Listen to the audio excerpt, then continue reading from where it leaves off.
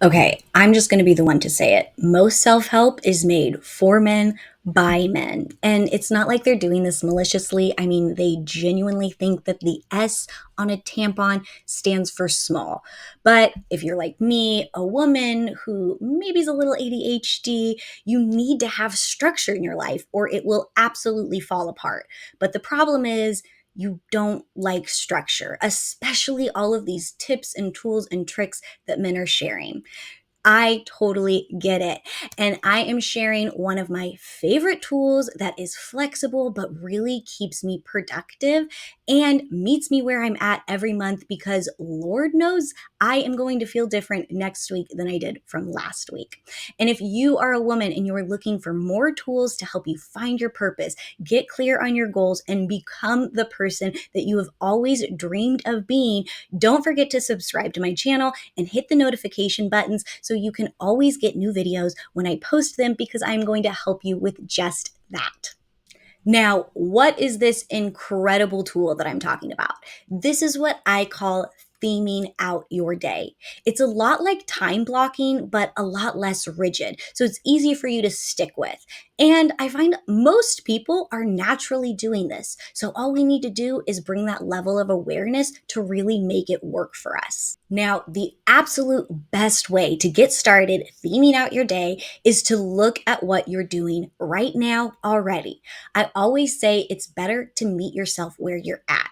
At the end of the day, you didn't become this way in a day, and you're not going to change overnight either. So, meeting yourself where you're at and slowly implementing these things where you already are going to make you so much more successful. So, start by looking at what your current themes for your day are. And it's funny because once I say this, you're going to have some bubble up immediately. Like when you need to pick the kids up or when you need to work out, different meetings that you might have, or if you're meal prepping. This is just an example of some of the themes that you probably already have in your day. So literally pause the video right now, and I have a worksheet below, or grab a pen and paper and literally write out what your themes for your day are. And it doesn't have to fill in the entire 24 hours, but it's really important that you take the 30 seconds to write this down and do this activity. Okay, did you pause it? Did you write it down? Okay, good. Now that you have your themes written out for the day, the thing that I really want you to start with and what I really want you to focus on for your themes to get your life together and to feel like you've got structure without feeling overly structured is two things. And these two things are not decided by me. These are things that have been researched by behavioral science in places like the military and even doctors, scientists. I mean, the list goes on.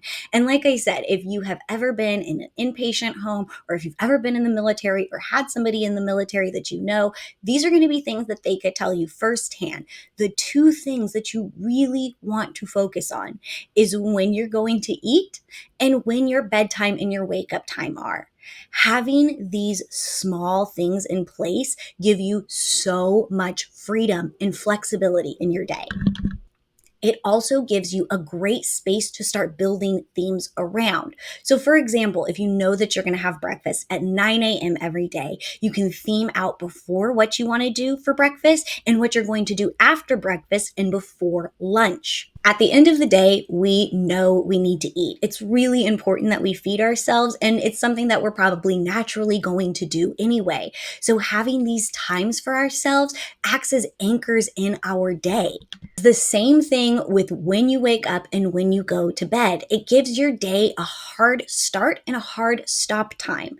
Have you ever set a task for yourself, but you never set a deadline? And then you just keep going and going and going. This is how our days can be. We can fill 24 hours really easily and not get the sleep and the rest that we need. So when we set a hard end time, it gives all of those tasks for the day a hard stop time too, making us naturally just better at how we manage our time. So make sure you are deciding when you're going to eat breakfast, lunch, and dinner, as well as when you are going to bed and when a rough time of you're going to get up every day. So this is exactly how I use this to structure out my day in a way that still feels really flexible.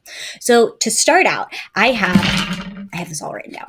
I have my breakfast at 9, my lunch at 12, and my dinner at 7. These are just themes for me every day. So I know when I look at the clock and it's 9:30 and I haven't eaten yet, what I need to do is feed myself. This is the most important thing for me to focus on during this time. Same thing with lunch and dinner. I also know that every day I'm going to get up between 5 and 6. I like to give myself a really flexible time because some days I'm tired and I want to have sleeping in worked into my schedule without feeling stressed about it. So I worked it into my schedule. And last, I know I'm going to bed at between 9 and 10 every day. Again, this is my bedtime. This is my time to wind down for myself. In between those different meal times, I have different themes for myself that help me get back on track when I'm walking around aimlessly or scrolling on my phone, kind of unsure of what I'm supposed to do next. So these are my themes for every day from 6 a.m. to 10 p.m.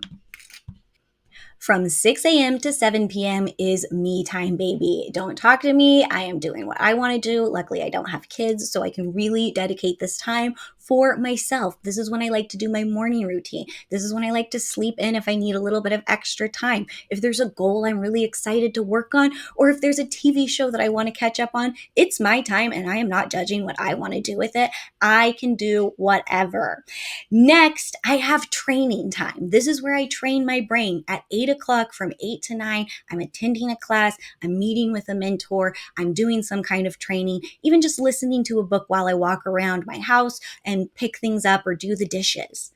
After that, we've got, breakfast. This is my time to eat. It's also a good time to rest, plan my day out, get ready to go.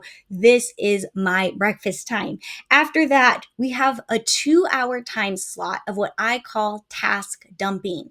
I know a lot of gurus tell you get the most important thing done. My brain doesn't work like that. Sometimes it doesn't know what's more important, calling the doctor back or doing the dishes. It feels equally as important, and my brain just doesn't know. So what I like to do instead is dump as many tasks as I can and get as much done. It makes me feel really good. And if there's a big goal that I need to try to get to, but maybe was feeling a little scary, it doesn't feel as scary once I've gained some momentum and I see how good it feels to accomplish those things on my to-do list.